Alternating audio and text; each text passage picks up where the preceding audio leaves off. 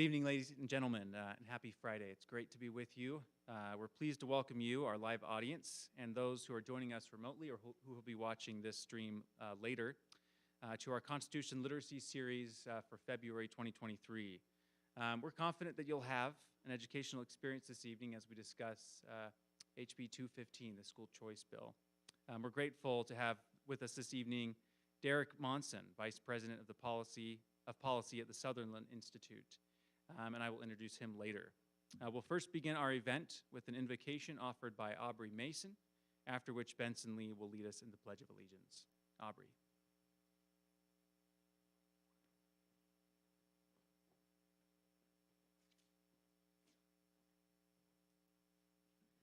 Our dear Heavenly Father, we are so blessed to be here this evening. We're blessed to be gathered together, and we ask Thee that Thy Spirit will be with us tonight. We ask Thee to bless all those who have made this possible, and we are so grateful for this wonderful country that we live in, and we ask Thee to help us be guided and directed in how we can best make the changes that need to take place. And we love Thee and are grateful for all that Thou hast given us, and say these things in the name of Jesus Christ. Amen.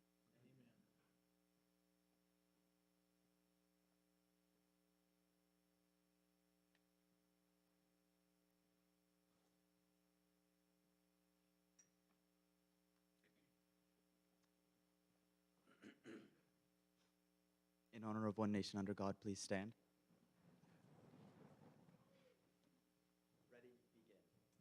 I pledge allegiance to the flag of the United States of America and to the republic for which it stands, one nation under God, indivisible, with liberty and justice for all.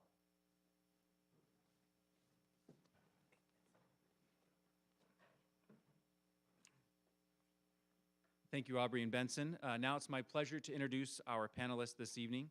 Derek Monson is Vice President of Policy at the Sutherland Institute, a conservative public policy think tank in Salt Lake City, where he has worked for 16 years.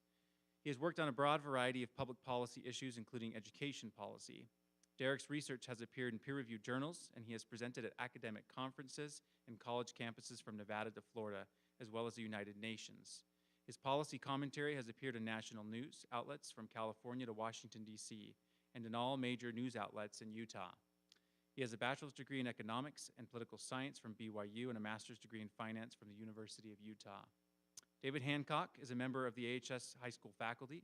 Prior to joining American Heritage School in 2010, David was a practicing attorney. He's a cum laude graduate of BYU Law School and has argued dozens of constitutional issues in court.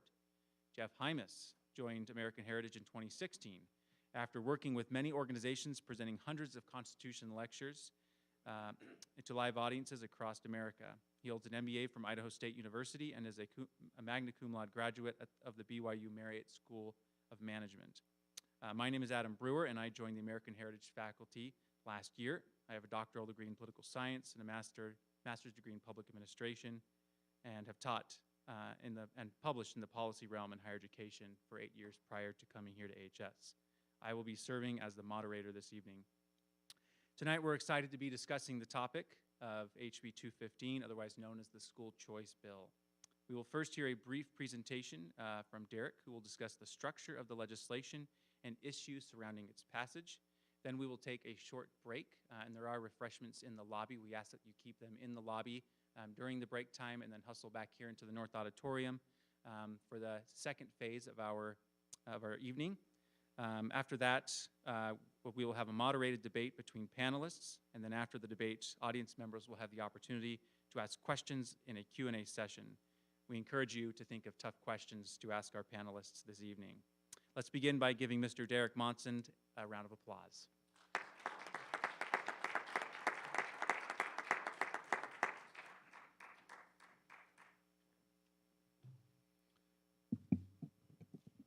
Thank you. Glad to be here tonight. Thanks to Jeff in particular for reaching out to me when they're doing this event and asked me to be here. I have to say that I work for Sutherland Institute, but tonight I should state that the views I'm going to express are my own. They're not Sutherland Institute's. I'm actually here more as a father. I have a daughter here at the school. Hopefully get a few other kids in here over time, and but I'm very glad to participate in this event tonight. To frame this issue on this piece of legislation, HB 215, I'd like to start by telling a story. And it's a personal one because it's a story of my oldest child, my daughter Lucy. She began going to school. She's 11 now. But when she began going to school, it was at a local public school in Farmington, Utah. It had a Spanish dual immersion program. We were excited about that. Thought it would be a really good experience for her. When we moved to Lehigh, we wanted to keep her involved in that program. She had done it for 1 year up in Farmington. And unfortunately, however, where we ended up moving, the local school within the boundaries that we lived in did not have a program like that. However, there was one in Saratoga Springs that did. So we opened and enrolled her there. They had some space. We got her in there, and she went to 1st through 3rd grade there. That was also during the pandemic. So in her 2nd grade year, she was forced, like everyone else who were in public schools at the time, to do remote learning for the end of her 2nd grade year. And then the 3rd grade year, she was one of those, I don't know, maybe few, I'm not really certain how many this would apply to, but she really excelled in that scenario, the schooling at home, and just really kind of embraced it. So we kept her going on that for 3rd grade, still with the same public school. But then we kind of decided that the online curriculum offerings, the remote learning offerings there, were maybe not as good as they could be. But she still wanted to keep going, and we wanted to keep going with it. So for her 4th grade year, we did a combination of homeschool for the first part of the year, and then a digital public school called MyTech High, which is through a school district, but it's all online, for her 4th grade year. And then we decided, okay, at this point, we wanted to transition her back into in-person school because over time, we knew that was really where she needed to be as she got older. And so we enrolled her in a kind of a hybrid homeschool online program. It's a charter school. That was her 5th grade year that she's in right now. She's finishing up. Hopefully, in 6th grade, she will be attending here. That's the goal. So that is school choice, right? Like to the max. Now, just for any of you out there worried about how much disruption my daughter must have gone through and all that, fortunately, because of all of that last part was homeschool for between 2nd and 5th grade, it was really no change for her. But it was a different school system every time, every year. But for her, she was doing similar stuff. And that illustrates the power of school choice. That's what this is all about. That's what people are debating about, is the merits, the value of school or education choice. In that story of my daughter, you see the practical value for someone like that, having those options. And you also can see the reason she was able to access that was because my employment, our financial situation allowed for that to happen, gave her that access, gave our family that access. And not everybody has that. So that's what leads to things like HB 215 in terms of the motivation. The main features of the bill, really quickly, one of the things that maybe wasn't as discussed in the media was that it actually spends close to $200 million, $197 million in taxpayer dollars on pay raises for educators. And that was in the news, that it was giving pay raises to school teachers, about $6,000 a teacher per year. But what maybe was less discussed is that was $5 for every dollar spent on private school, homeschool scholarships. So in other words, this bill expands public school funding in magnitudes more than it does the private school choice elements. Beginning in the 2024-25 school year, any Utah family with a school-age child can apply for the Utah Fits All Scholarship Program, which gives $8,000 in an education equivalent of a health spending account could be used for private school, could be used for homeschool curriculum, any kind of option for, say, a special needs student, educational therapies and approaches for special needs kids, really anything that serves the academic needs of a child. It's intended to begin with roughly $40 million. That's the intended allocation. Now, there's a little asterisk on that because the way the legislature works, they don't make their funding decisions till the end of the session, which is still in process, but that's what's envisioned by the bill that actually got put into law. And that would amount to about 5,000 scholarships for kids. Now, put that in context, the best estimates that I've seen as of 2020 said that there is somewhere around 39,000 or 40,000 kids who who are not in a public school, so either homeschool, private school. So 5,000 of those in the initial year could get a scholarship. In that first year of the program, there are a bunch of preferences and priorities built in as to which children get a scholarship. The initial preference is for families making less than 200% of the poverty level. To give context to that, that would be just under $50,000 for a family of 3, or for a family of 5, that would be $70,000 in this year. The secondary preference beyond that initial preference will be given to families making between 200 and 555% of the poverty level. Again, what that means is about $138,000 for a family of 3, up to, say, $195,000 for a family of 5. And families with higher incomes can apply, but they will be kind of at the bottom of the priority list there. When the scholarships are oversubscribed, if more people apply than there are scholarships to hand out, they're handed out by lottery, by the law, using those preferences. So as an illustration, just to throw out an example, say we had 8,500 students apply. If 1,500 were in the lowest bracket, 3,000 were in that middle income bracket, and 4,000 were above that 555% poverty. Those 1,500 would get in, they get priority. Those 3,000 in the middle bracket would get in, they get the second priority, and that will leave 500 scholarships left to be assigned by a lottery to that highest income group. So that's kind of just an illustration of how it's going to work when they do make the decisions there. And those funds can be spent, like I said, on private school, homeschool, anything you really think of. And there also is even an option for part-time public school students. So say you're a homeschool student, but you do some classes at your public school, you kind of dual enroll.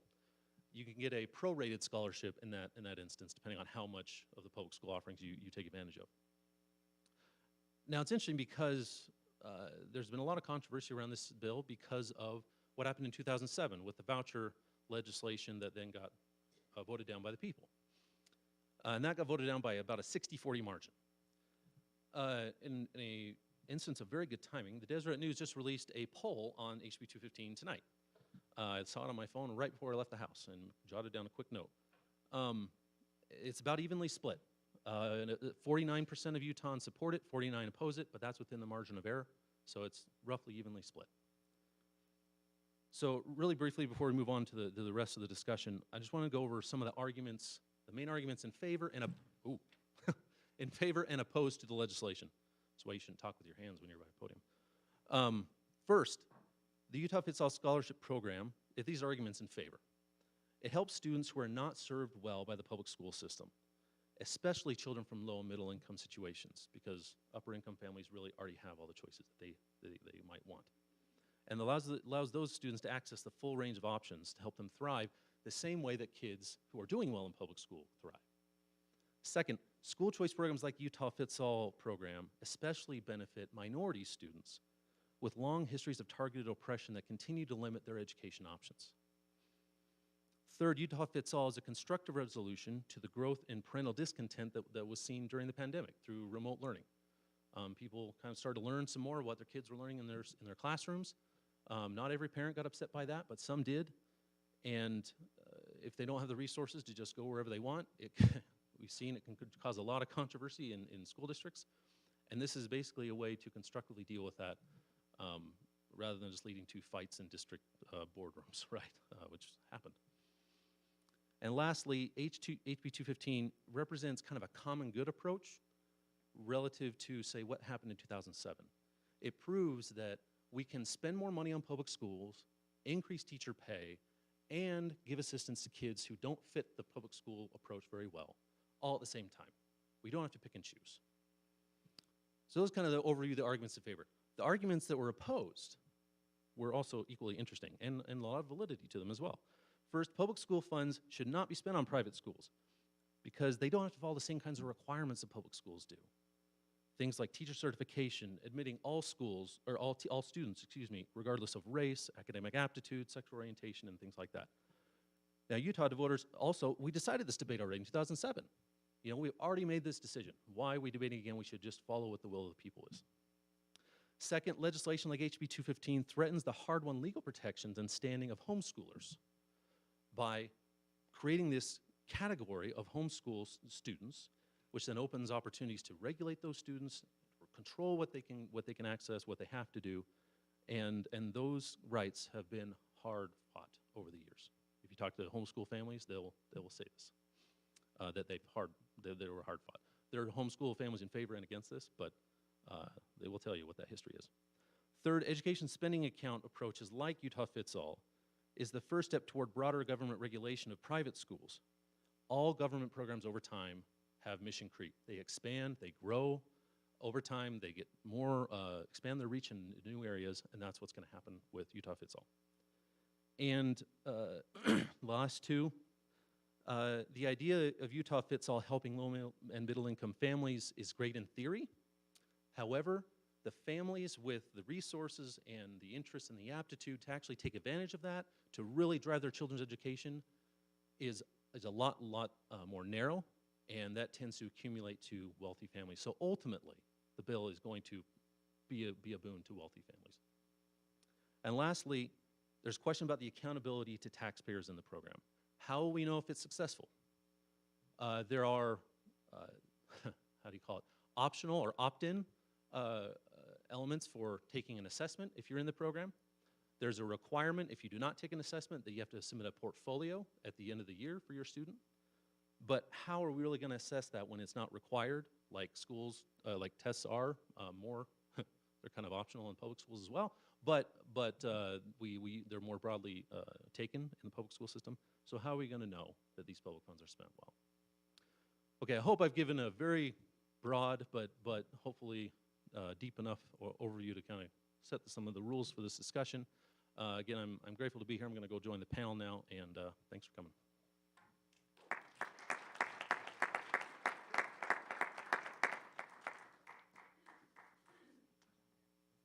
Okay, we'll go ahead and do our just a quick 5-minute break right now where we get the stage ready for the debate portion of our evening. So audience members are welcome to go out and enjoy some refreshments, and then make sure to keep them out in the lobby, and then come back in 5 minutes for our debate.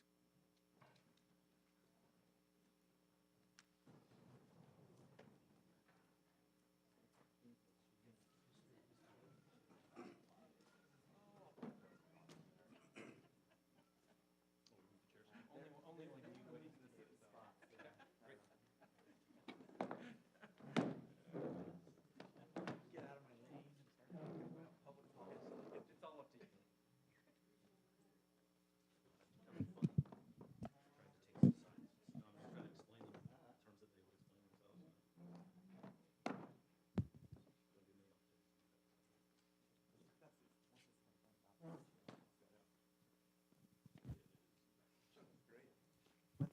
you.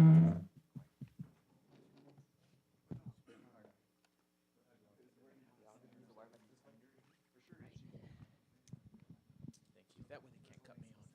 When you announce that it's time to take question and answers, will I one of the guys come down and look like front back? Let's make the beginning where it is a nightstand.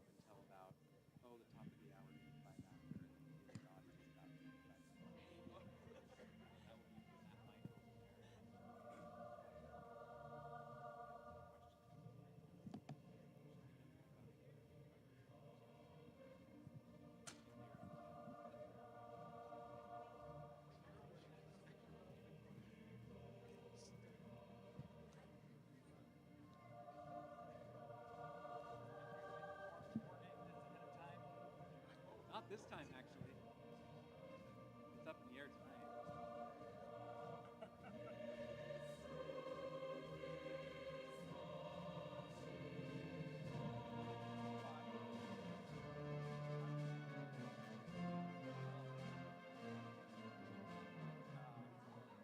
I suppose, I don't know, it seems like the obvious position for somebody who's attending a private school, of course, nuances, right? But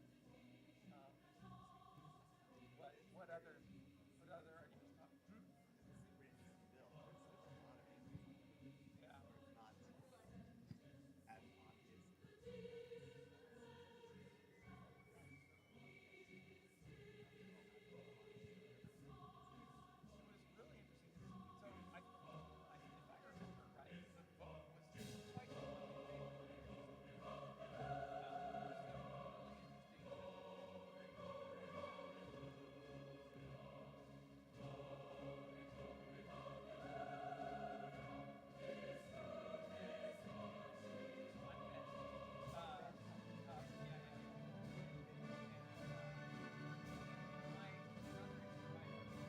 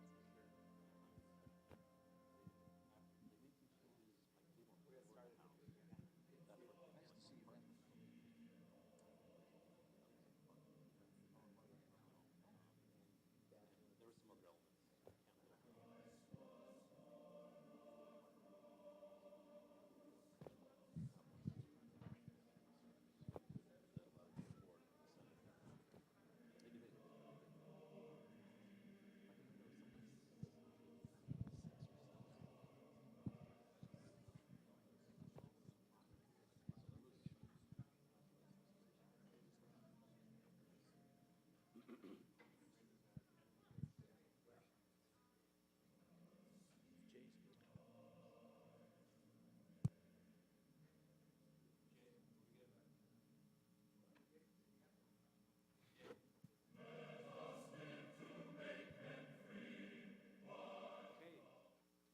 Okay, we'd like to welcome back audience members. Looks like most folks have returned.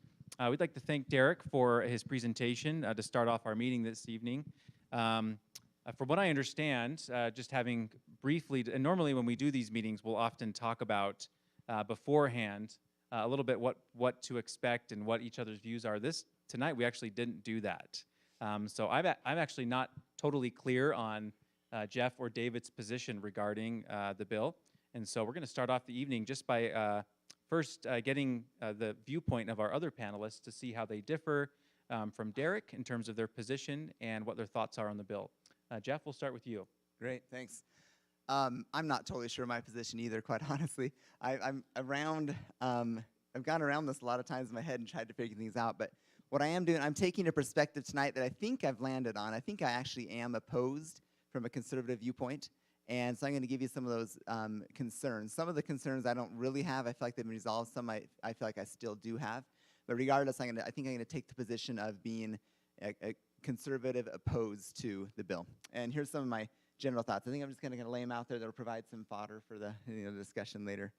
I think the big one that a lot of people are concerned about is this idea of accountability. When the public gives money to a program, it's obvious they should hold whoever's using that money accountable. That's just common sense. It's being good stewards. The challenge in education, obviously, is that when there's accountability, the only way to figure out if someone's doing what they need to do is to set up standards. And the only way to figure out if they're hitting the standard is to set up an assessment, and the assessments have a direct control over the curriculum.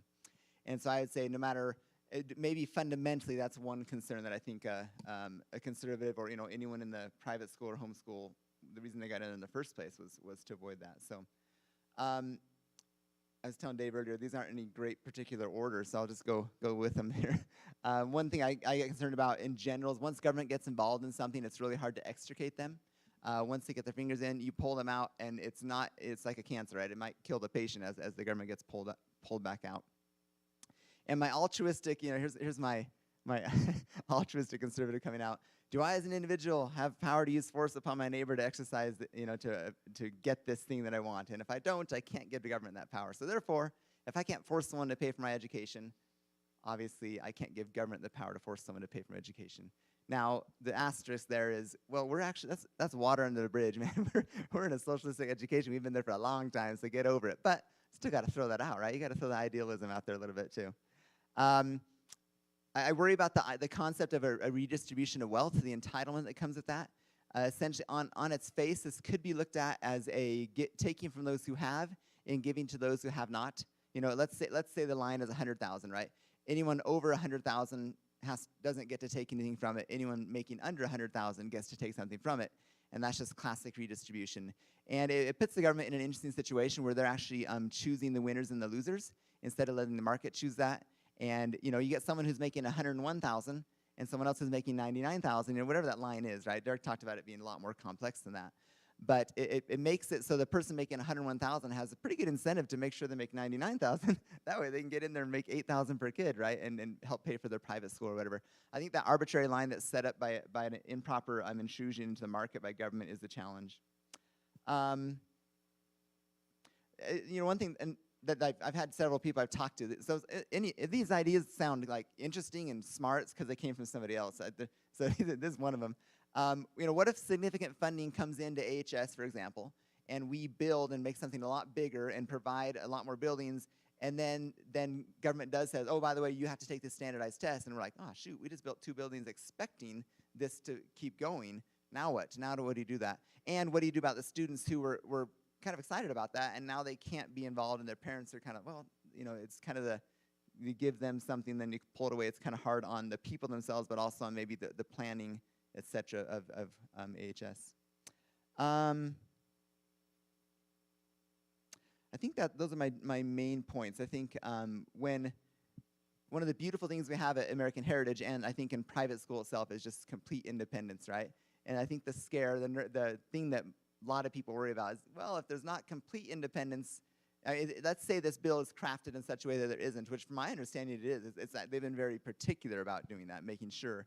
But it just opens the door just a little bit to where that accountability, standards, assessments, and curriculum effect happens that can be pretty bad. This is more of a sociological idea, but one thing too about private school that's kind of nice is the idea of sacrifice. The people who are sending their kids there are making a financial sacrifice. And if it becomes where that sacrifice isn't quite as much because you feel entitled because you're making less, and therefore I deserve to go to the school, the idea of sacrifice for that could affect the vision or the mission of the school. And so those are some of the ideas that I have noted on my phone, at least for now. Thank you, Jeff.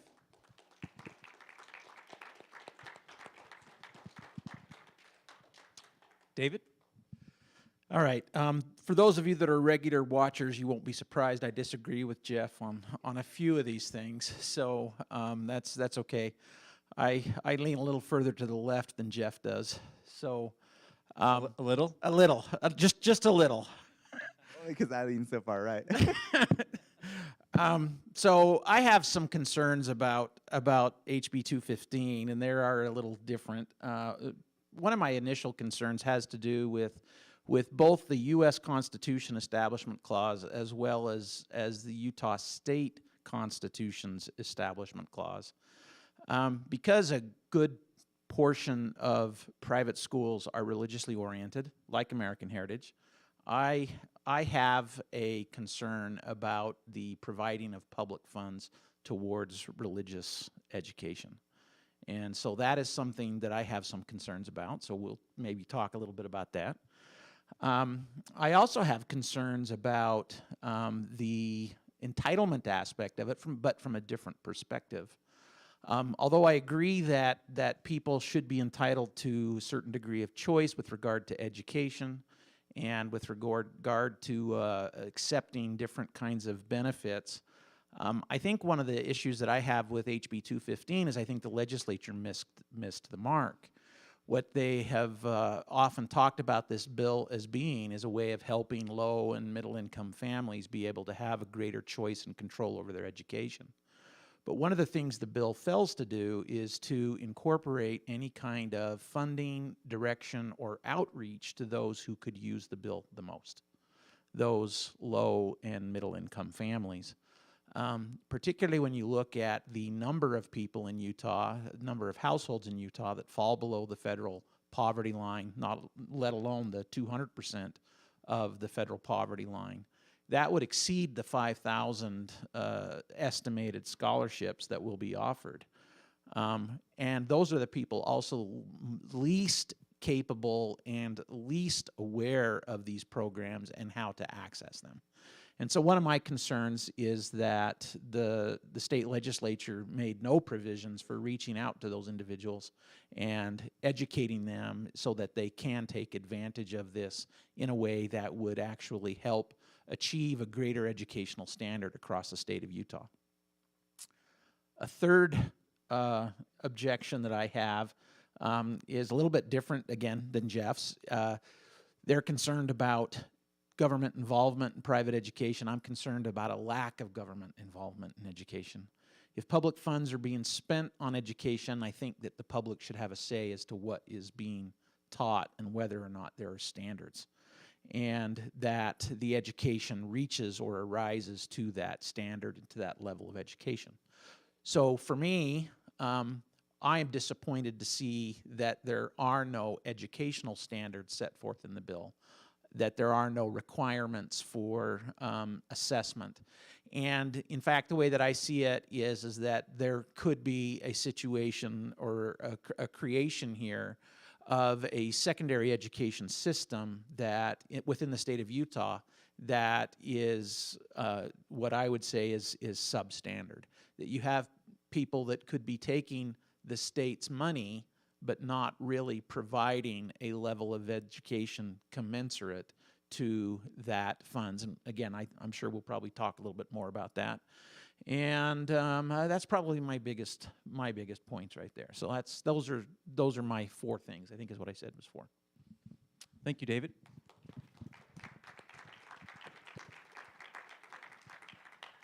So I have a couple of follow-up questions, but we'll start with Jeff. Jeff, one of the arguments in favor of this bill and with school choice in general is that it actually is an example of a more market-based approach. So even though you see it as a government intrusion, school choice will often promote more competition between private schools in terms of basically forcing public schools to have to respond to the increased demand that there now will be for other options, including private school, right? So that is at least often a pro-argument in favor of that. How would you respond to that argument that is arguably pro-market? Yeah, well, I would, to me, I am pro-market, and I think this bill does have the nice effect of creating a stronger market of winners and losers within the natural market, not a government monopolized market. What I'm most against is just the idea that I think, I'm not sure, but I think I put about $3,000 into taxes that goes to education eventually. And if I get, I know how many kids I have, 9 kids. I'm trying to think how many be there next year. I'll have 7 in the system. And because I'm a teacher, I'm well below the poverty line.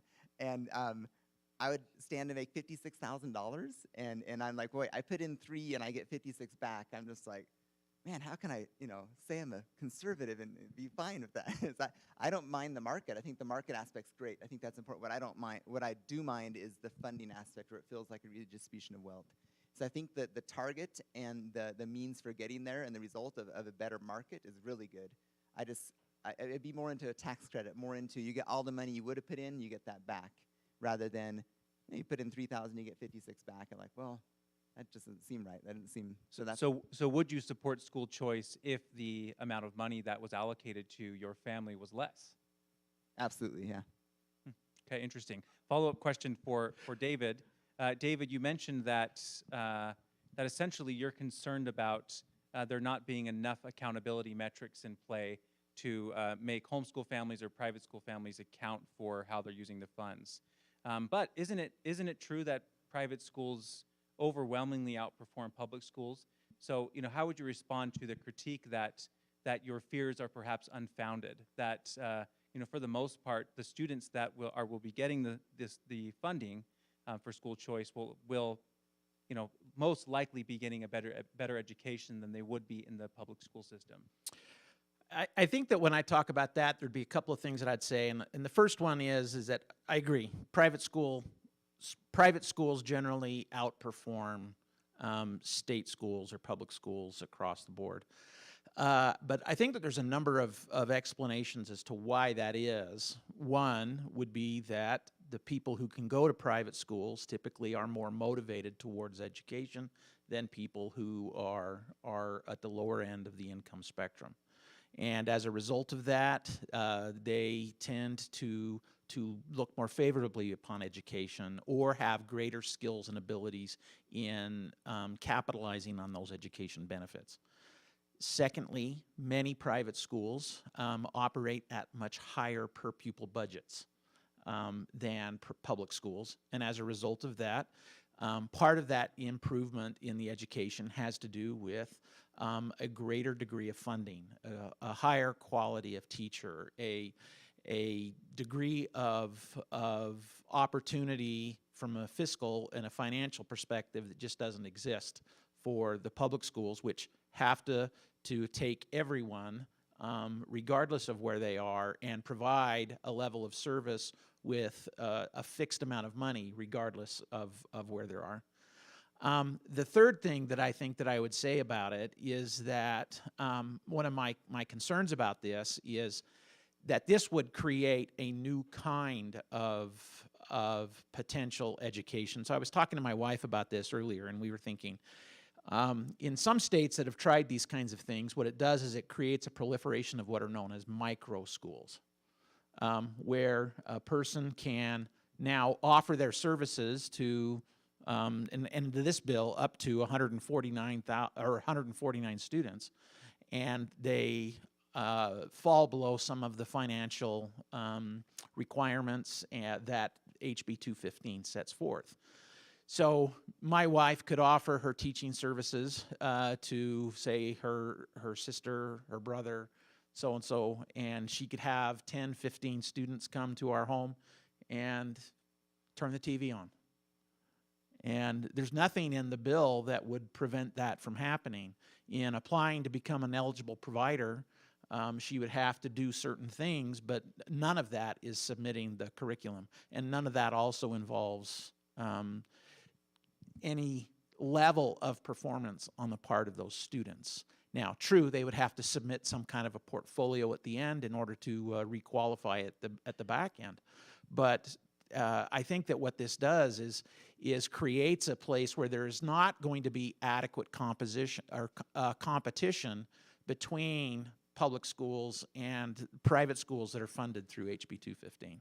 And that's because you just don't have the standards that are required, and as a result of that, you have the possibility of people who are performing below standard getting the same money regardless of whether they're performing below standard. So thank you both.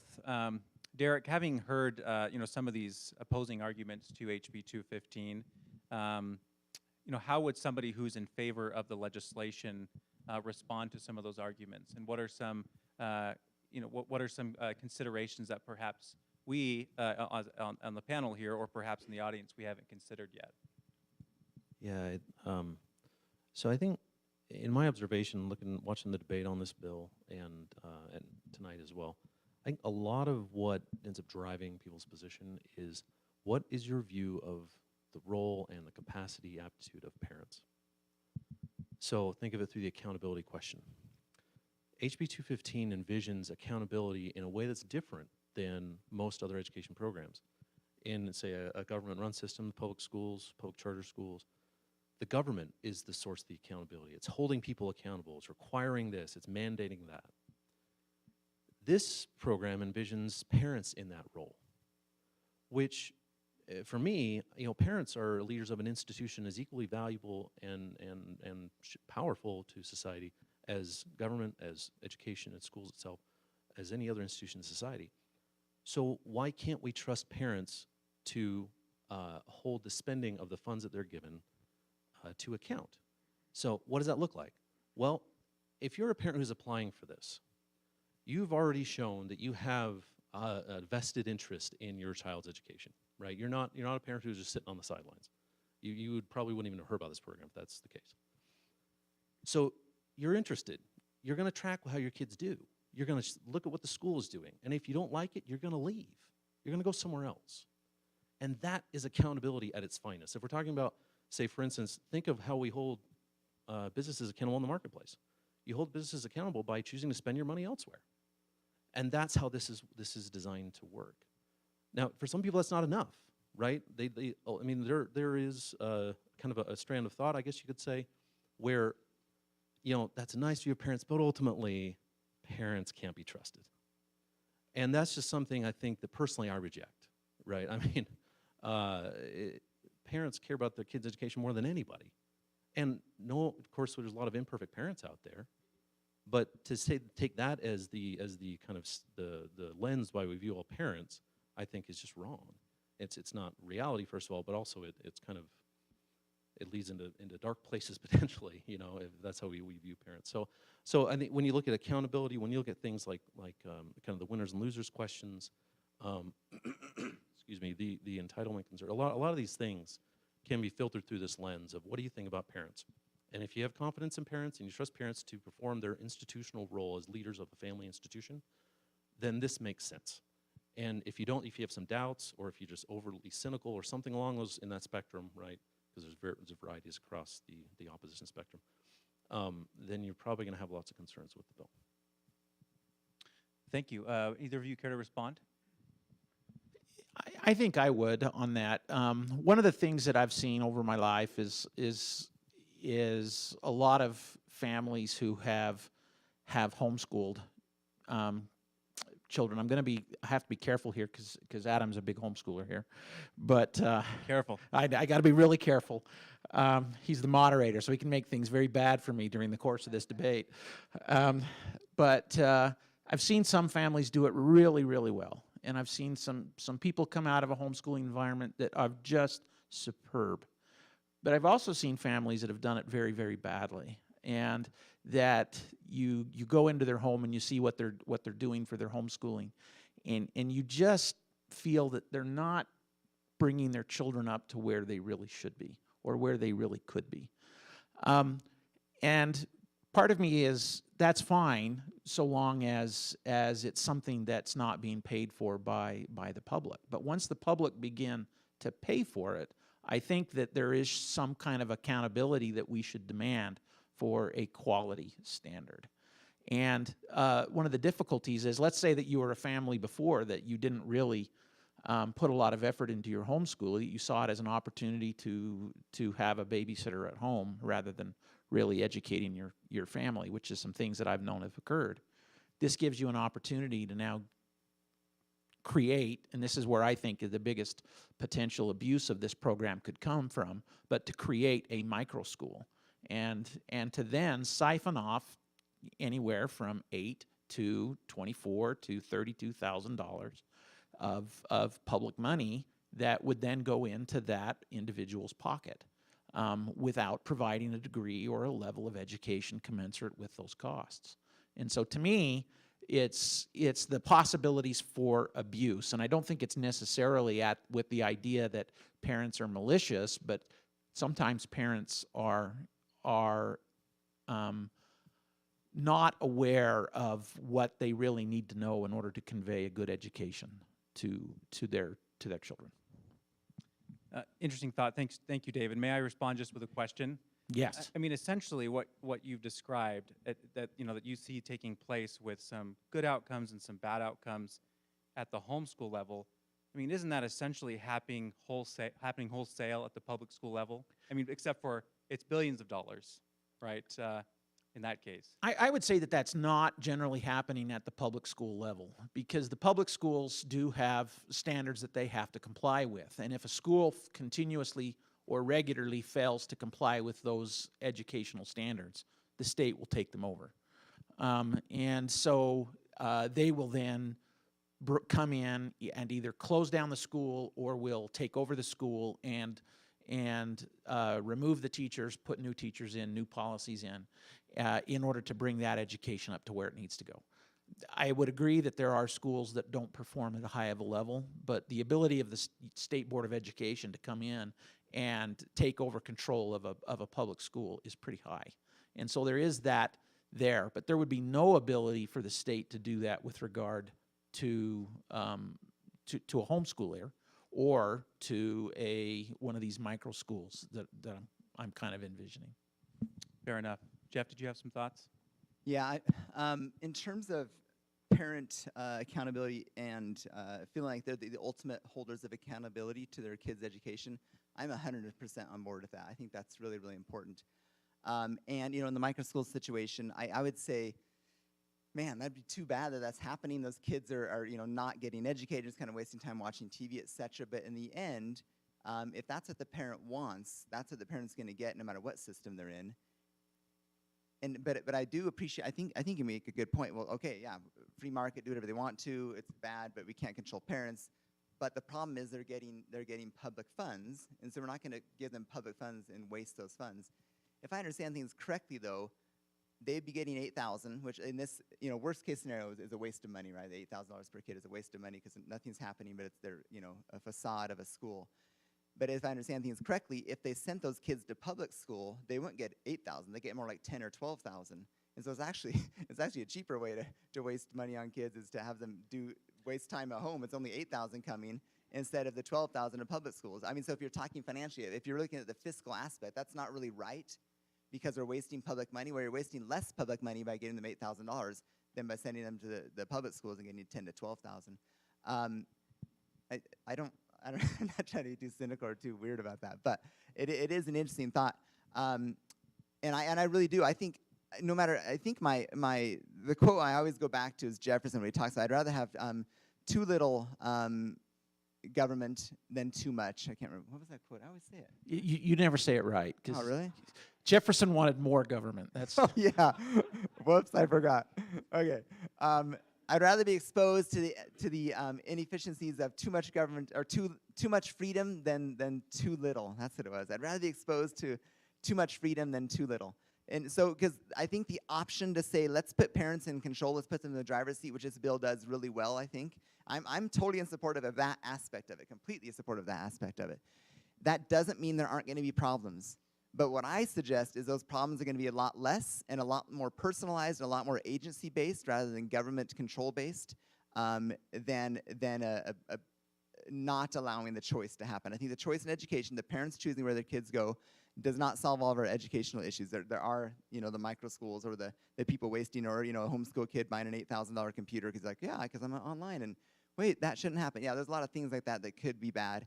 But I would say those things are way less burdensome or problematic than having the government control or having less control of the parents over their own kids' education. So I'm not sure I said that clearly, but I'm 100% for parents being accountable and parents being in charge, and also, honestly, for all the bad that comes with that too, because that's life and that's a free market, and then winners and losers happen. And I see the neighbor next door who's doing their micro school, and I go over and say, hey, can I help you?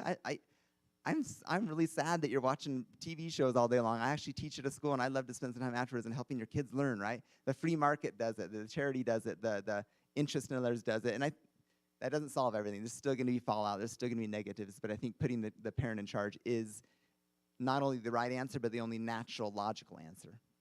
Yeah, and just to add to that, I mean, I think since the pandemic, a lot of, and I grew up in a family where we used to make fun of homeschool kids. I had 5 brothers. And that, you know, we just were boys, and we'd make fun of like the homeschool kids, right? And I've totally changed my tune on that. I'm homeschool, you know, we homeschool our 4, and I think a lot of the stereotypes about homeschooling and the TV watching, I think are relatively unfounded. You know, especially since the pandemic. You know, a lot more families are homeschooling. There's a lot more opportunities for homeschool kids than there have ever been in the past. And those opportunities essentially provide the same opportunities for students, whether, you know, students in the public or private schools, you know, giving them the social interaction with students, you know, the physical education, and yet not a lot of the crud that sometimes comes along with bringing kids together in schooling, right? And so that's a couple of thoughts I have in response to my good brothers here. I also want to throw it over to Derek as well. There's been, and I've seen you writing, so I want to hear some of your thoughts in response to them. And also, just with the time that we still have before we do Q&A, we haven't really touched on the teacher aspect of this legislation. We focused a lot on the student, but I think most of us are aware that the teachers union was actually against the law, or against the bill. Careful. So this is where I'm going to start poking at David now, and I'm just curious to hear the panel's thoughts on that opposition from the teachers union and some of those points that they made against the bill. Yeah, I think just to begin with responding to some of the comments. I guess one of the difficulties I had watching the debate about the accountability and the concerns about accountability with the legislation is, I think if you really look at the track record of the accountability of public school systems, because that's effectively what the people voicing concerns about accountability in the legislative debate, they wanted something that's akin to how we hold public schools accountable, right? That's what they were holding up as the example. But if you look at over time, the performance of public schools, it is not great. You think of things like the NAEP scores as a perfect example, right? They've been declining for a long time, and that's held up as the nation's report card. That is the accountability of all accountability, and even with the ability to come in and shut down schools, as the extreme example, is not working. So I guess it's accountability compared to what? To the system that's not working?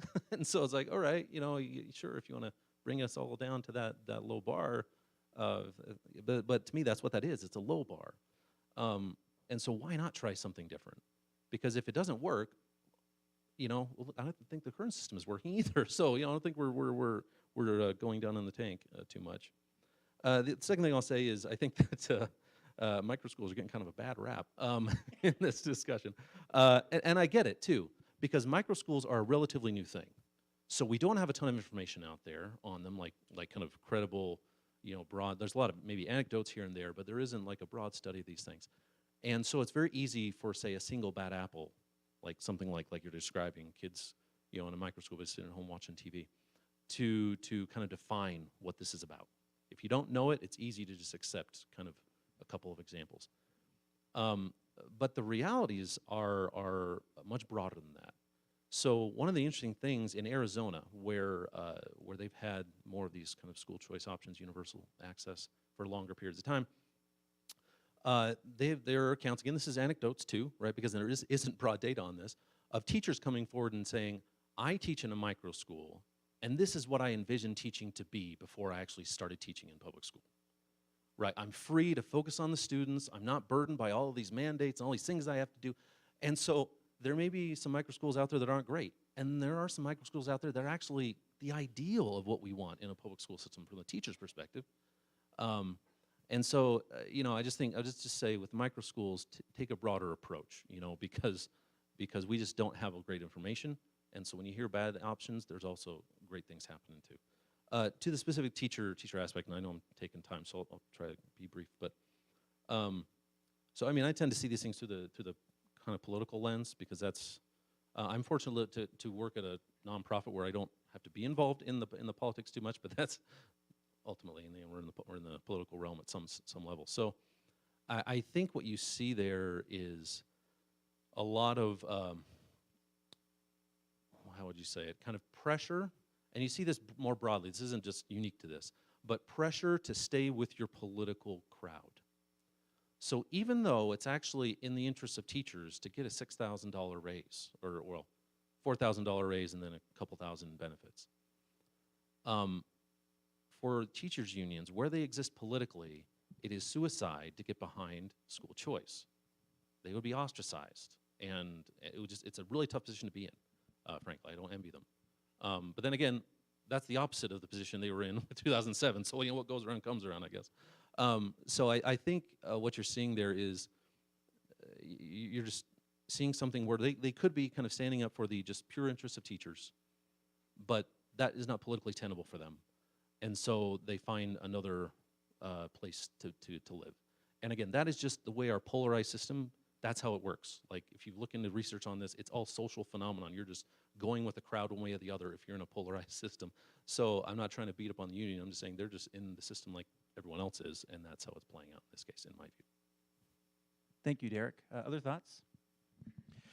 You know, when the State Board of Education came out against it, they listed 5 or 6 different things that they were concerned with, and there are a couple of them that I share with, and I think that I've already stated what most of those are. The accountability is one of them. The lack of licensure, and what that basically would equate to in this case is that there's no guarantee that the people teaching have a baseline level of knowledge.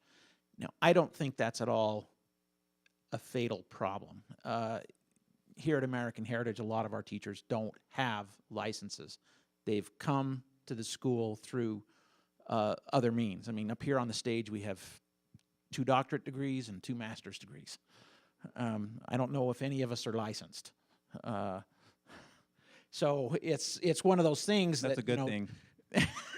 well, I was licensed once, so and so you know, I do think that it's a reasonable fear, though, because what it does is one of the arguments for this bill was been competition, that competition will improve the overall quality.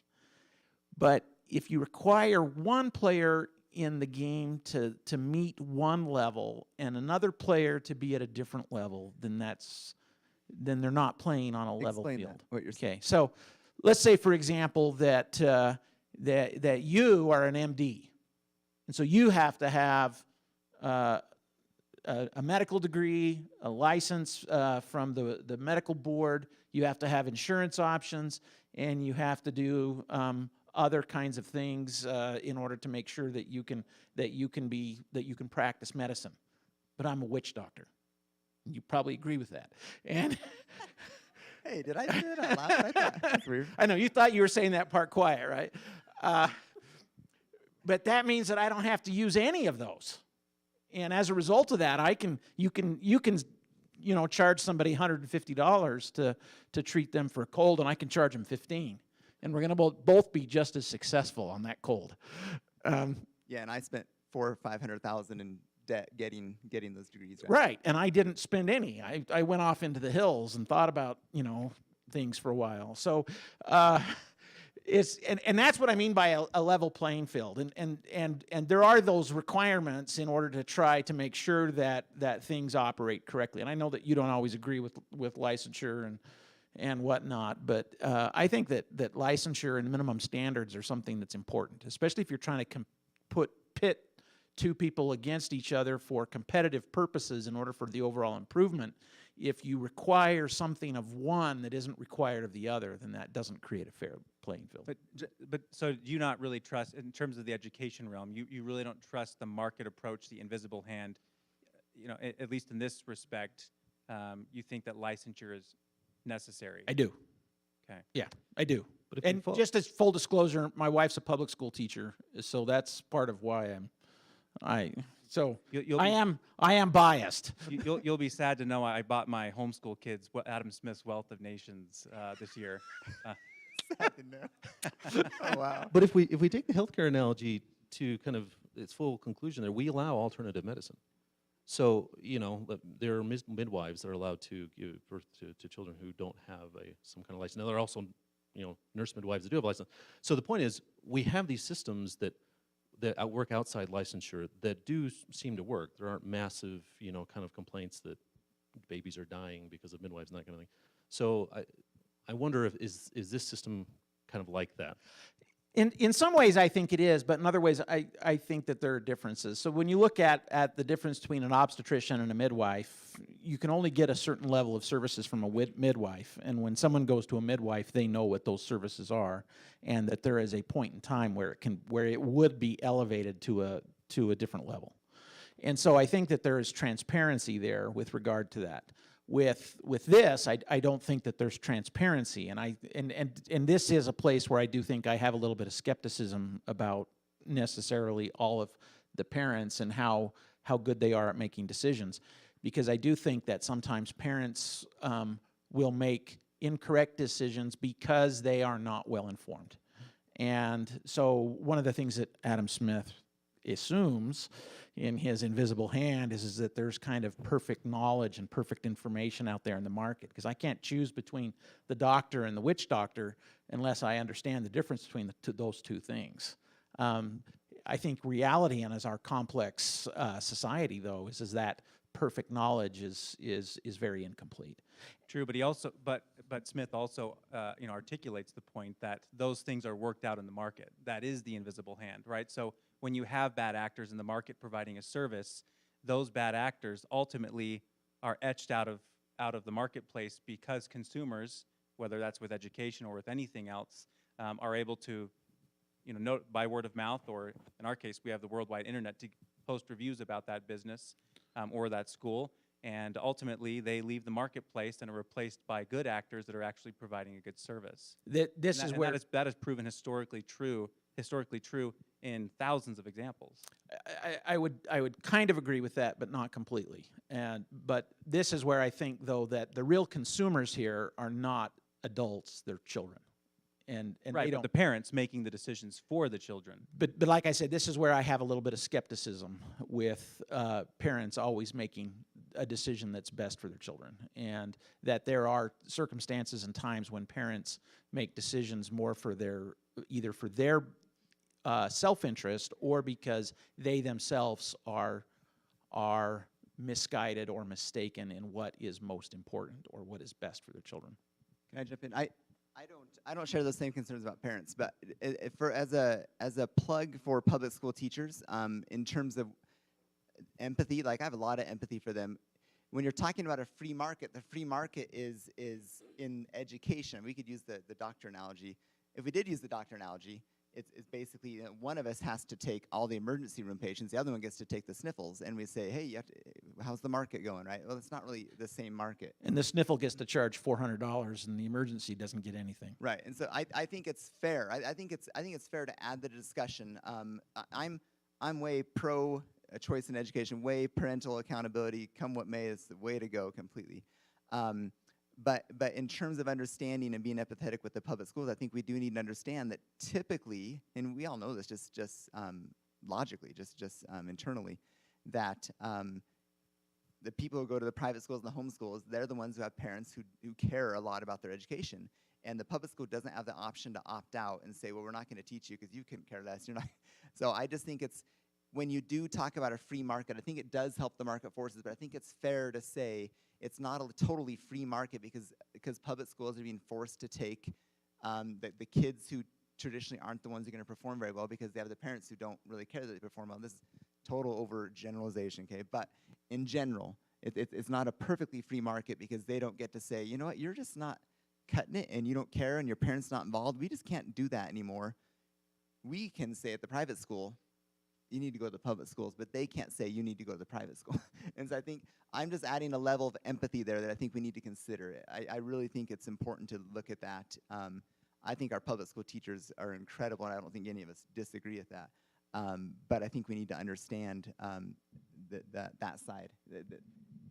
It's not a perfectly free market because the product they have to work with, the input they have is different than the input you have in a private school or a home school. Thank you, Jeff. Looks like it's time to move into our Q&A portion of the meeting.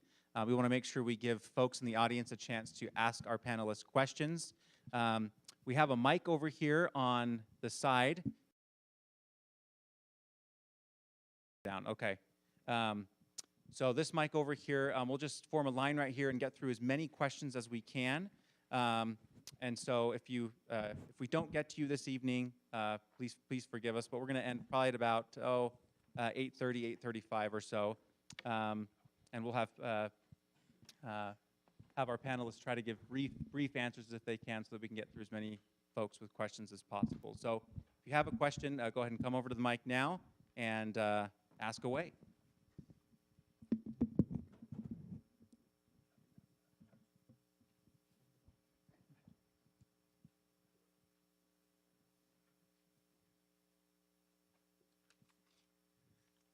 Thank you. Thanks very much for a really, really interesting discussion so far. several of you expressed doubts about the way that the funding is set up in this bill. I mean, sort of prior to the bill, you have a system where everybody's taxed, and then that money is spent on public schools, right? What this bill does is say everyone is still taxed, basically the same amount of money that the state is spending on the public schools. Forget about the federal stuff, but the state money, pretty much exact same amount, is now available to parents through, it's being given back through a certain system, right? Now, in theory, you could have a system where the government never takes the money away, and parents are primarily responsible. You know, you could also have a system like an education and savings account or a tax credit system where the way the money is handed around is quite different. A lot of folks have actually compared this system to an education savings account, but it's not, right? Why do you think they chose this particular mechanism, which philosophically, based on the concerns expressed, might be the worst of both worlds? Derek, do you mind taking that one? Well, I think it is an education savings account. I'm not sure. There are a lot of people who use the word voucher, but in my observation, those are people who are going to call anything a voucher no matter what it is. Like when you look at vouchers as compared to education savings accounts, there are distinct differences, but we just kind of want to gloss over those in a lot of instances. So I'm not sure, where are you hearing that this is not an education savings account? What That's I kinda see as different is, for one thing, I mean, it is called a scholarship in the bill. And the accounts, so I don't see any provision for parents to provide tax-free to this account the way they could for a health savings account, for instance, right? And I'm not sure that education savings accounts in other states allow that. But if we're making the analogy to health savings account, then there's, you know, the health savings accounts, the employer contributes, and then the individual can also opt to contribute, and it's pre-tax money. And so there's a whole extra funding stream that's possible. Whereas in this one, you're either $8,000 or nothing, as far as I can tell, unless you're part-time public school, right? Yeah. And it's, you know, it's just the public money. So in that sense, it is more like a scholarship than a kind of savings account option. No, that's okay. That's good clarification. So just to clarify for everybody, an education savings account is not really intended to be one where you save yourself. This is why we, you know, I mean, maybe I confused by using the analogy of a health savings account, but I thought that was the closest thing we have out there. Education savings account, the state deposits an amount of money in the account for a parent to spend. The main difference is an education savings account, you can spend it on private school tuition, but you can expend it on homeschool and anything else. Versus like a voucher, which is actually only for private school tuition and period, end of story. And in fact, that money doesn't go to the parents at all. It's actually sent to the private school that the parent selects. So this is not literally like a health savings account, but it is an education savings account in the way that education savings accounts are defined. The money doesn't carry over either, right? So that's true. It's not savings in that sense. That's true. There are some education savings accounts that in theory will kind of roll over, and then you can actually use the money for higher ed. I need to look into it, but I'm not sure that any of these programs that are going out there, like in Iowa, Arizona, actually do that. So this is kind of there's a theoretical definition of education savings account, and then there's kind of the reality-based version, and this is what the reality-based version is. And now that we've gotten into all that technical definitions, I don't remember what your question was. I'm sorry. Why do you think they chose that mechanism rather than, say, yes, a tax credit, right? The scholarship sort of really labels it as government money, which is then being put in this account. So I think they chose that because that is the most flexible option that's actually out there in legislation, right? You have a voucher, which is not flexible at all. You just send it to private school. And then you have an education savings account, which offers some flexibility in what you use it for. And that's kind of been what people are interested in, particularly, I think, post-pandemic, where there's a lot of interest in doing some kind of hybrid option or homeschooling your children from people who didn't typically get into that in communities that you would see very low homeschool rates that kind of jumped up, double, tripled. And of course, that's starting from a very low base, but still. And so they're looking for that flexibility. Can I jump in on that? I've thought a lot about this. I've done a little bit of research into this, and I think that there's a couple of other reasons why they did it. And I think one of them is that if you have it be like a child tax credit, where you file for your refund at the end of the year, what that does is prevents low-income people from utilizing that, because they have to come out of pocket first, and then they get reimbursed second. And it becomes much more difficult for somebody at the lower end of the income spectrum in order to do that. And so this is a way of trying to help that to occur. It almost guarantees the money will be there rather than having to be at a risk. And I also think that there was some strategic decisions on their part as a way of how they're trying to make this palatable to the public, as well as trying to avoid some of the potential limitations on the spending of public money. So when you look at the program manager and that being set up as a third party that has to be a 501c3 organization, et cetera, and all the things that the law requires, I think what they're trying to do is avoid some of the restrictions on the spending of public monies for religious instruction. And I think that by putting a third party intermediary in there and the way that they're doing it, that they're perhaps. Any other folks in the audience with questions? Because I have one for Derek. While we wait for this question to come up, Derek, since we have you here, and I'm just really curious, what is the next steps? You know, I hear there's already talk of potentially expanding this, or proposals to expand school choice beyond what we see in 215. What are the likelihood of that even happening, or do you expect that what we see with 215 to remain in place for the next foreseeable future? Yeah, I don't see, I mean, I'm not sure what specific proposals you're talking about, but I don't see a dramatic expansion beyond what 215 is. Maybe, unless that includes more funding, I could see them, you know, increasing the funding of it to giving more people options. I mean, I suppose there are a few programs on the table. There's something up in Idaho that they give what they call micro grants to kids who are in some school system, whichever they choose, and it's to be used for things that happen outside the typical school day, so extracurricular kinds of things that help their learning. There is a bill like that in Utah. I don't know, honestly, what its prospects are because it's such a new thing.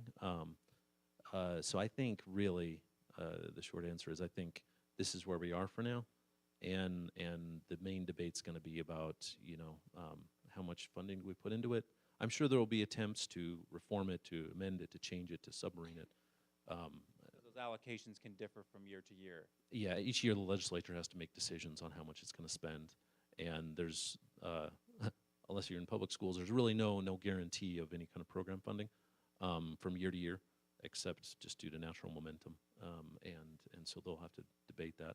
I know there's going to be a push to you know, spend more on it because the funding level is insufficient to fund the demand for it. You know, we're going to see that because there's a upcoming window where people can apply, and basically if there's more than 5,000 kids applying, which I'm pretty sure there will be, you're going to see some push to add more funding to, until at least we get everybody who's interested has the chance to do it. Very good, thank you. Next question. Yeah, I have a ton of different things. One, first, just going off of what he said, I still don't understand how this $8,000 would like be used. So for example, going back to the health savings thing, like we have a health savings account, so I can use that like at the dentist or the orthodontist or the doctor or physical therapy, whatever. So do they decide who, like American Heritage becomes an acceptable payee, or like, is it just $8,000 in the bank account? Like, and that I think would be scary to be like, I just have $8,000 and I can, you know, go get a car, you know, hypothetically, you know, like how do they regulate that, or how does that work? Or Yeah, so I was going to jump in here. So there's a program manager for the program who is going to be chosen by the state school board. They are charged with creating an account for a student or family that gets a scholarship. Money's put in that account. And so whenever it's spent, it acts in effect like a checking account that the state has access to the records of. So when it gets spent on private school tuition, that'll show up in the account. Those accounts are going to be regularly audited to make sure that you know, it's not just, well, this actually applies to the situation brought up earlier, going to a sibling or something like that. Now, it could go to a sibling, but they'd have to come with some kind of front company, and that would be eventually looked at. So it's set up that way. And then as far as who can get the money that is spent, they have to be an approved provider, which means they have to come forward and apply to the program manager to be on a list of approved providers. Okay. So you can't just go and spend it wherever you want. It will only kind of be like allowed, and the system will only allow the spending to go to an approved provider, and there's going to be a list of those. And so ultimately, for instance, American Heritage decides, we don't want to get into this, Mhm. then you can't spend it here. That's just how it's set up. So there's going to be a feeling out process then of who actually wants to be a vendor in this program and who doesn't, and then again, kind of auditing of spending.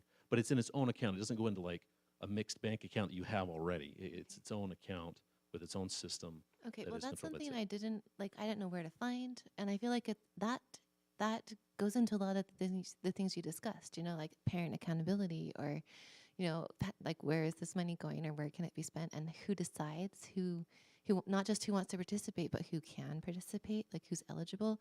I think that's things that open up a whole nother debate.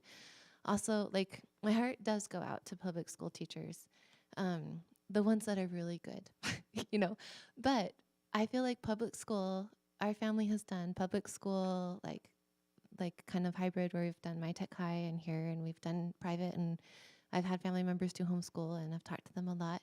I'm totally 100% for, like the parents in charge, you get to choose, your kid's best. Like I'm more on the Jeff Hymas conservative, like want to protect that safe space. And I feel like public schools are failing, they've that doesn't mean all public school teachers are bad, but there is no distinction between them. Like everybody knows who the good teachers are at the public school. They get requested most. They have the best fruits, like they have better, scores and better, happier students and stuff, but they don't get compensated in relation to how well they do.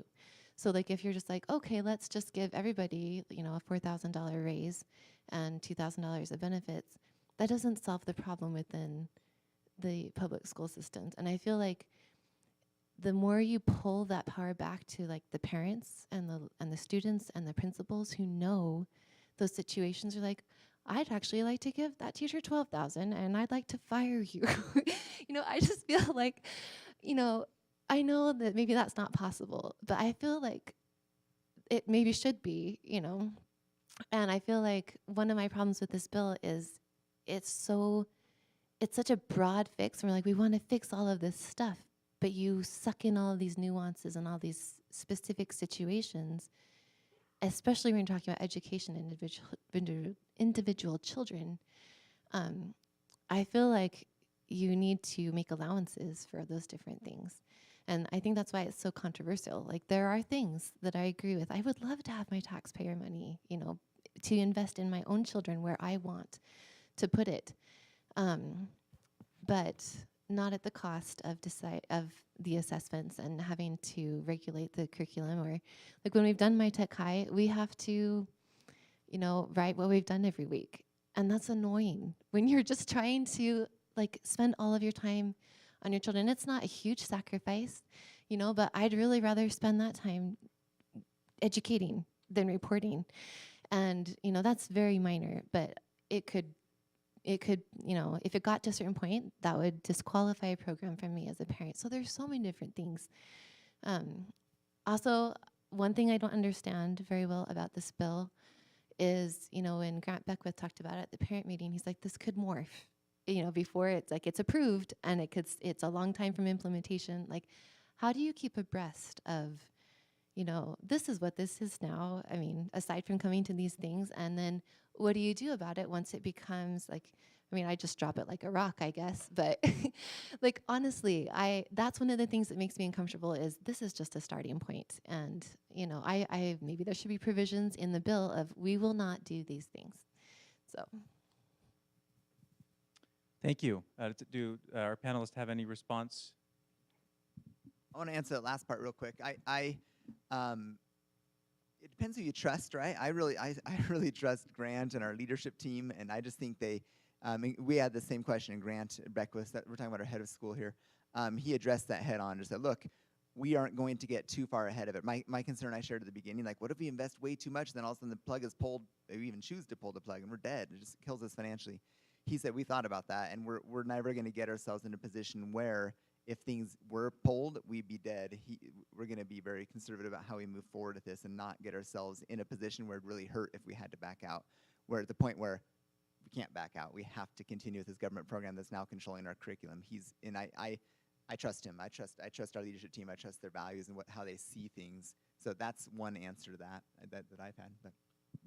To your last point about why are there things in the bill that say we won't do this, there actually are. In the homeschool and private school scenarios, there's distinct lines in the law that says the state board shall have no authority to regulate private schools beyond the specific strictures in here, and similar kinds of things for homeschools. In fact, the homeschool community was so concerned about it that legally speaking, they created an entire category that is no longer legally speaking homeschool families. The homeschool families have an affidavit they file, right, or they can file, and that's a whole separate system from what's going to be under this system in order to address that concern, to make sure that whatever this law creates, it doesn't apply to these families who are kind of the traditional understanding of what homeschool means. Now, every year that can change, right? I mean, the legislature could pass new laws, that kind of thing, or reform this law. But as far as that specific point you made, there are some elements of that in the legislation.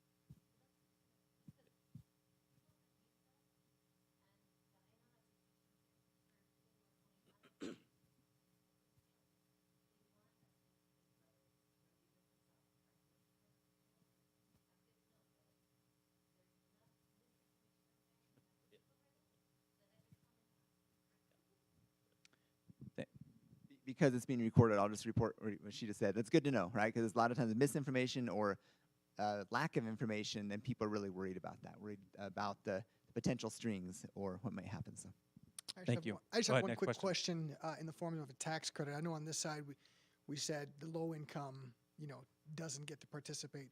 However, on this other side, with this bill, the high income doesn't get to participate. However, they still pay taxes.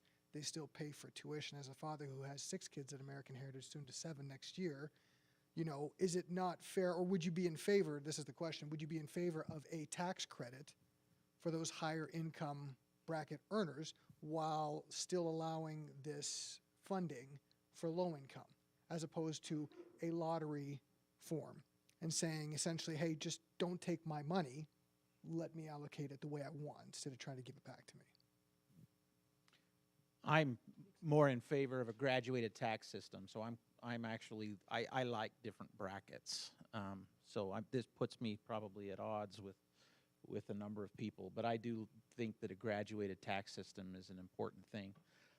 So people at the upper income, I don't think that the question is what is the level of education that we're trying to provide, in my mind, and that there's a minimum base education that everyone should be entitled to as a citizen of the state of Utah. And I think that's what this bill is trying to get at, but I think that by not doing it as a tax credit, I think that creates an issue. Now, if they did a tax credit, I'm sure much like a child tax credit would phase out as you get into the higher income brackets. So just like with a federal child tax credit, once you get above a certain amount, you no longer get that tax credit. So is that when we talk about paying the fair share, though? I'm trying to understand. I don't like that phrase fair share, because I think that what is fair to one person isn't fair to another person. But I do think that asking everyone to pay the same amount is not perhaps just is the way that I would do it. But yeah, that's what we're basically saying is fair share. And what I would say, do it from my perspective, it's more as access to education. People at the higher end of the tax brackets have greater access, whereas people at the lower end of the tax or at the income spectrum have less access to quality education. And as a result of that, I think that this bill was, or one of the purposes of this bill was to try to create greater access to education for those people who have less access. So you would be against the tax credit? I would not be against a tax credit, but I would be in favor of a tax credit, provided that it was part of a graduated tax system. I would just respond.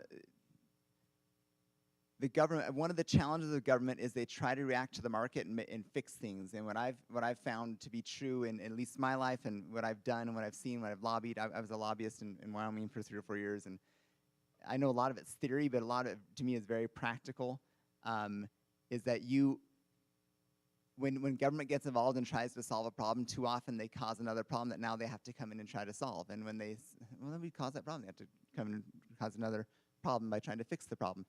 I like that. To me, it's plain and simple. I think there's a lot of people out there who would say, just give me the money I put into education and taxes, give it back to me. And everyone's like, that's not really fair, but that's about as fair as it gets, because everyone who puts in gets everything they put in. That's a lot, that's a little, yeah, but you also make a lot, make a little, whatever. It's as fair as it can get, because then you're using your money to use how you want to. But the problem with that idealistic idea is that's actually not where we're at, and we can't rewind the clock to get back there. We are in a system that's a public education system. We've been doing that for hundreds of years. I don't know, a lot of time. You can't just wave the magic wand and say, boy, it'd be nice. It would be nice. But I also think that that's what I'd like to see in this bill, and I think a lot of people would like to see that, is just a more simple tax credit, not just, I don't know. I shouldn't speak for other people. That's what I think. I think a lot of people would like that more simple approach to the tax credit. Yeah, I'm pretty open-minded when it comes to ed choice proposals, so that's one I think I'd be open to if that was kind of the consensus as to what it needs to be going forward. An ESA for low-middle income, tax credit for upper income, that sounds reasonable to me.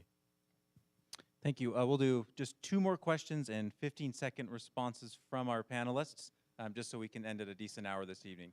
Okay. Go ahead. Thank you. I appreciate all of you participating. This is great. I tend to be in favor of the bill because of for the moral and ethical freedoms of what I want my kids to be taught. But I do think there's some economic questions, and so I'm curious at your thoughts about the likelihood of these 2 scenarios. One is supply and demand would tell us that if these credits go to families who are sending their kids to a place like American Heritage, that you would see an increase in enrollments and also an increase in tuition. Interested in your thoughts about the likelihood of that. On the other side, also the likelihood of are we now paying families at the low end of the scale to withdraw their children from school altogether and simply call it homeschool, but now we've created an incentive to not send kids to school at all.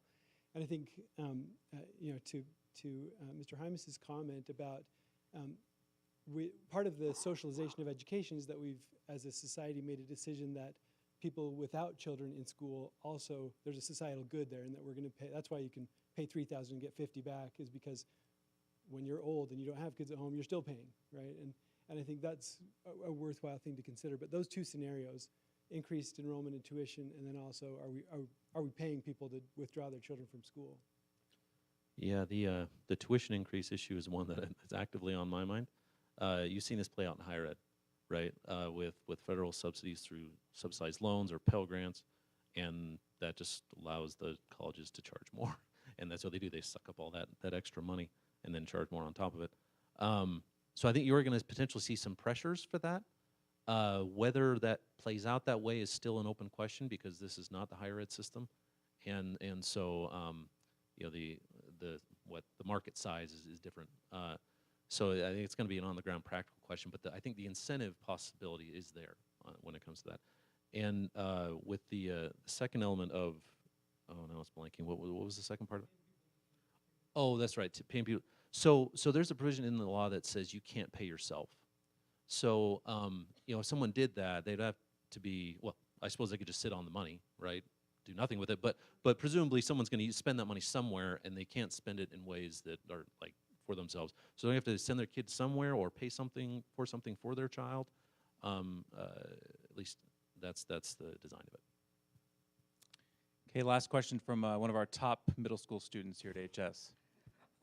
Do you think that giving out free money affects the laziness and motivation of parents to work in America?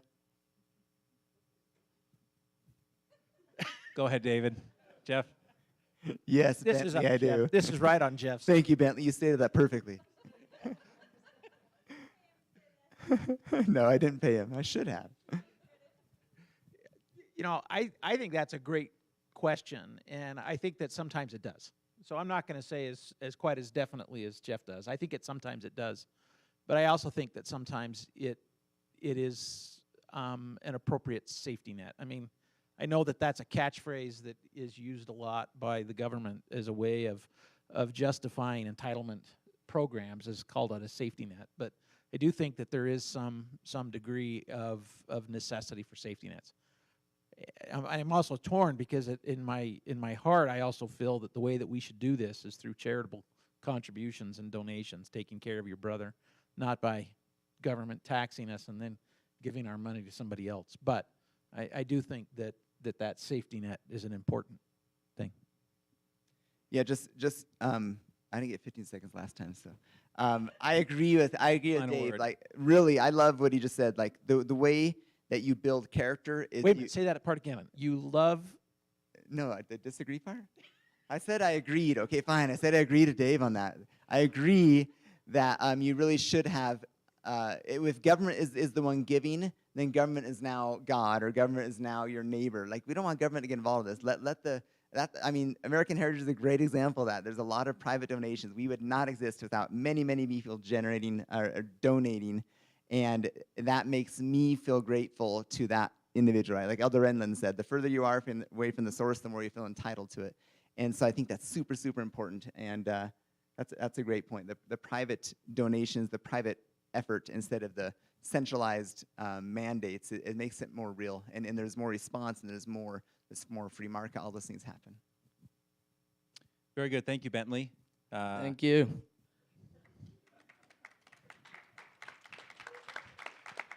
Thank you for the great questions. We're so privileged to have Derek with us this evening to share his expertise. So let's go ahead and give him and our panelists a round of applause.